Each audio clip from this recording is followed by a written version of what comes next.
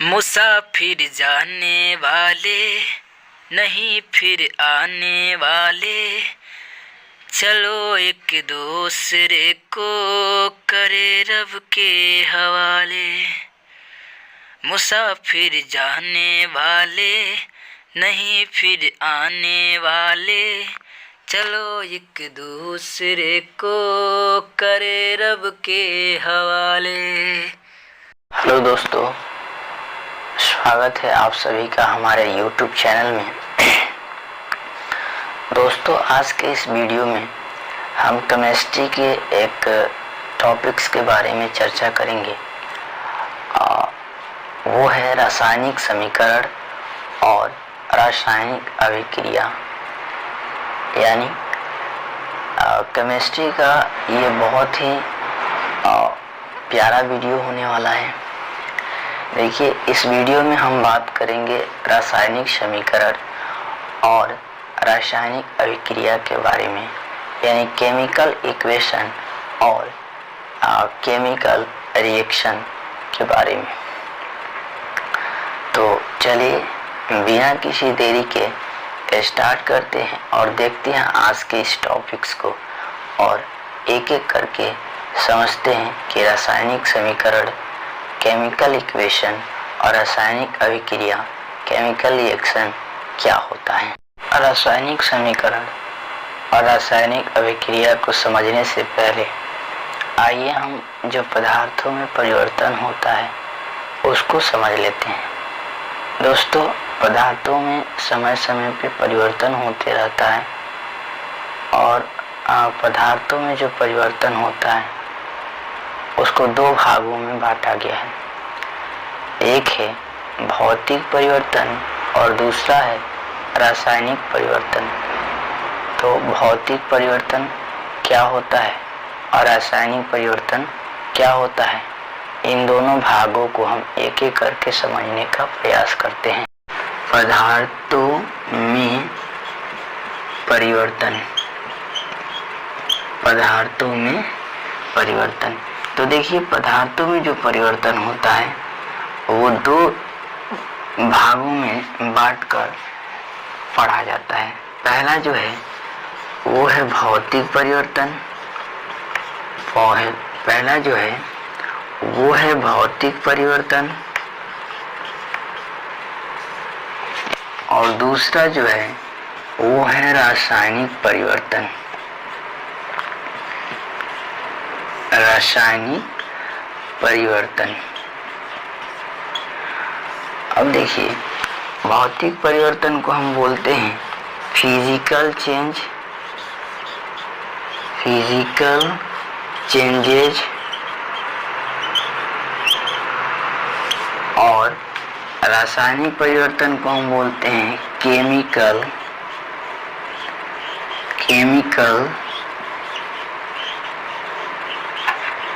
Changes. तो ये physical changes और केमिकल चेंजेस, पदार्थों में दो ही प्रकार का परिवर्तन होता है। एक होता है भौतिक परिवर्तन और दूसरा होता है रासायनिक परिवर्तन। तो आइए हम भौतिक परिवर्तन और रासायनिक परिवर्तन को एक एक करके परिभाषा के माध्यम से समझ लेते हैं कि दोनों में क्या डिफरेंट होता है, दोनों में क्या अंतर होता है। तो सबसे पहले ये जो है भौतिक परिवर्तन, उसको हम समझते हैं। उसके बाद हम बताएंगे कि रासायनिक परिवर्तन क्या होता है। देखिए, सबसे पहले हम भौतिक परिवर्तन की बात करें तो देखिए, भौतिक परिवर्तन में क्या होता है कि वैसा परिवर्तन, भौतिक परिवर्तन, पहले हम हेडिंग डाल दे रहे हैं, भौतिक परिवर्तन, इसको हम बोलते हैं physical change, physical changes, physical changes. अब ये फिजिकल चेंजेस क्या होता है, गौर से समझिएगा आप लोग। देखिए, फिजिकल चेंजेस यानी जो भौतिक परिवर्तन होता है, तो इसको हम इस प्रकार से डिफाइन करेंगे, इसको इस प्रकार से परिभाषित करेंगे कि वैसा परिवर्तन पदार्थों में वैसा परिवर्तन जिसमें किसी नए पदार्थ का निर्माण नहीं होता है, बल्कि पदार्थ की केवल अवस्थाएं बदलती हैं। एक बार और इसको समझ लीजिए कि पदार्थों का वैसा परिवर्तन, पदार्थों में वैसा परिवर्तन जिसमें किसी नए पदार्थ का निर्माण नहीं होता है, बल्कि पदार्थों की केवल अवस्थाएं बदलती है, उसे हम कहते हैं भौतिक परिवर्तन। देखिए क्या होता है भौतिक परिवर्तन। जैसे हमने कहा, क्या हमने कह दिया भौतिक परिवर्तन में, जैसे यहाँ पे हमने बर्फ ले लिया, क्या लिया, बर्फ, और बर्फ जो होता है ये ठोस अवस्था में होता है। बर्फ जो होता है ठोस अवस्था में होता है। इसको हम क्या किए कि हवा में छोड़े तो ये ठोस से किस में बदल जाता है, द्रव में, यानी पिघलने लगता है।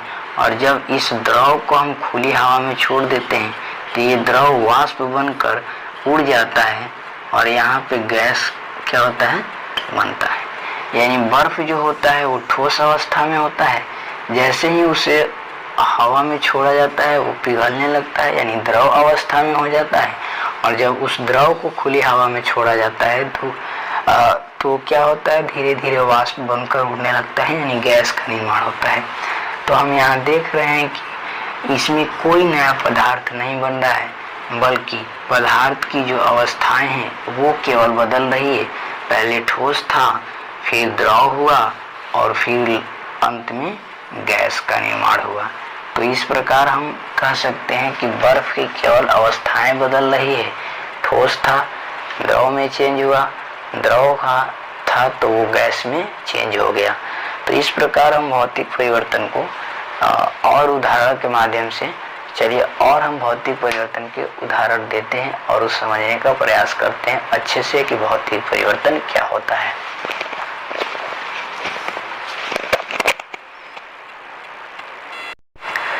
एक और भौतिक परिवर्तन का उदाहरण ले, जैसे ये मार्कर जो मेरे हाथ में दिख रहा है, ये भी एक प्रकार का पदार्थ है। अगर इस मार्कर को हम ऐसे तोड़ दे बीचों बीच, तो इसमें, इस पदार्थ में एक प्रकार का परिवर्तन देखने को मिलेगा।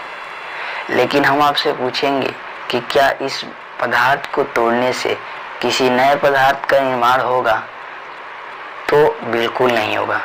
कि क्या हम इस मार्कर को तोड़ेंगे तो ये मार्कर से कोई दूसरा पदार्थ थोड़ी ना बन जाएगा, ये मार्कर ही रहेगा। हाँ, ये जरूर होगा कि ये पदार्थ का जो आकार है, इस मार्कर का जो आकार है वो बदल जाएगा। पहले लंबा था, अब 2 टुकड़ों में बट जाएगा और छोटा छोटा भाग हो जाएगा। तो लेकिन इसमें कोई नया पदार्थ नहीं बनेगा। तो इस मार्कर में जो परिवर्तन हुआ, उस परिवर्तन को हम कहेंगे कि ये भौतिक परिवर्तन है। और उदाहरण ले लीजिए, जैसे हम कोई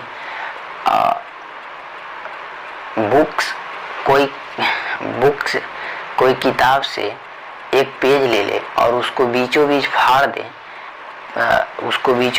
दे, और बीचों बीच फाड़ने के बाद देखेंगे कि वो जो कागज, जो बुक का पेज था, उसमें एक प्रकार का परिवर्तन आ गया है।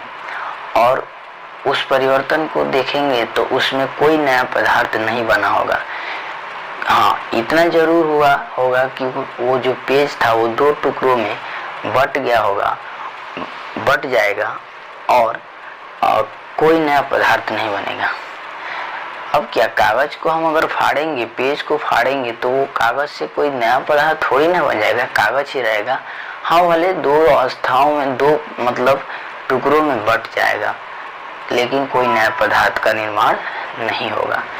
तो हम कह सकते हैं कि ये जो परिवर्तन हो रहा है ये क्या है, तो ये भौतिक परिवर्तन है। तो भौतिक परिवर्तन को आप लोग अच्छा से समझ गए होंगे। भौतिक परिवर्तन किसे कहते हैं? देखिए, भौतिक परिवर्तन क्या होता है, आप लोगों को बताए हैं कि उसमें नया पदार्थ नहीं बनेगा, बल्कि केवल अवस्थाएं बदलेगी। अब आइए हम समझते हैं कि रासायनिक परिवर्तन क्या होता है। रासायनिक और परिवर्तन ये रहेगा, और इसको हम कहेंगे केमिकल चेंज। क्या बोलेंगे? Chemical change, chemical changes. ठीक है, अब इसको आप लोग ध्यान से समझिएगा कि केमिकल चेंज क्या होता है। तो ये भौतिक परिवर्तन के बिल्कुल अपोजिट होता है, बिल्कुल विपरीत होता है। तो पदार्थों का, इसको हम इस प्रकार से डिफाइन करेंगे, इस प्रकार से परिभाषित करेंगे कि पदार्थों में वैसा परिवर्तन और जिसके माध्यम से एक नया पदार्थ बनता है, एक नए पदार्थ का निर्माण होता है, वैसे परिवर्तन को हम रासायनिक परिवर्तन, केमिकल चेंज कहते हैं। यानी जब भी इस पदार्थों में परिवर्तन होगा तो इस प्रकार के परिवर्तन में क्या होगा कि एक नए पदार्थ का निर्माण होगा। आइए हम एग्जाम्पल के माध्यम से रासायनिक परिवर्तन को समझने की कोशिश करते हैं। देखिए, जैसे कागज का जलना, कागज का जलना। देखिए दोस्तों, कागज जब जलेगा तो नए पदार्थ क्या क्या बनेंगे? कागज जलेगा तो नया पदार्थ अवश्य बनेगा। एक बनेगा राख और दूसरा बनता है कार्बन डाइऑक्साइड। क्या बनता है? Carbon dioxide, carbon dioxide. तो हम कह सकते हैं कि ये कौन सा परिवर्तन है? तो ये रासायनिक परिवर्तन है। यानी कागज को जलाएंगे या किसी भी चीज को जलाएंगे तो उसमें क्या होगा कि कुछ नए पदार्थ मिलेंगे हमको, जैसे कि राख मिलेगा और कार्बन डाइऑक्साइड मिलेंगे। तो हम कह सकते हैं कि कागज के जलाने पर एक नए पदार्थ का निर्माण हुआ, यानी राख मिला और क्या हुआ? कार्बन डाइऑक्साइड मिला। और जब नया पदार्थ बनेगा तो वैसे परिवर्तन को हम कहेंगे कि ये रासायनिक परिवर्तन हो रहा है। आइए हम और कुछ एग्जाम्पल लेते हैं और रासायनिक परिवर्तन को समझते हैं। देखिए, दूध से दही का बनना, दूध से दही का बनना भी क्या है? दूध से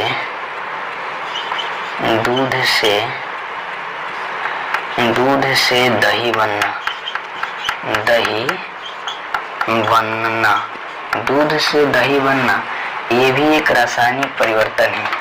क्योंकि इसमें क्या होता है कि दूध जो है उसका स्वाद और उसके स्वाद से जो दही का स्वाद होता है बिल्कुल अलग होता है। दूध का स्वाद जो होता है मीठा होता है और दही का स्वाद थोड़ा सा कड़वा, मतलब खटापन होता है। तो हम कहेंगे कि दूध से जब दही बनता है तो एक नए पदार्थ का निर्माण होता है। इसी प्रकार और हम कुछ एग्जाम्पल्स लेते हैं। जैसे हम कहेंगे कि फलों का पकना। अब हम कहेंगे फलों का पकना।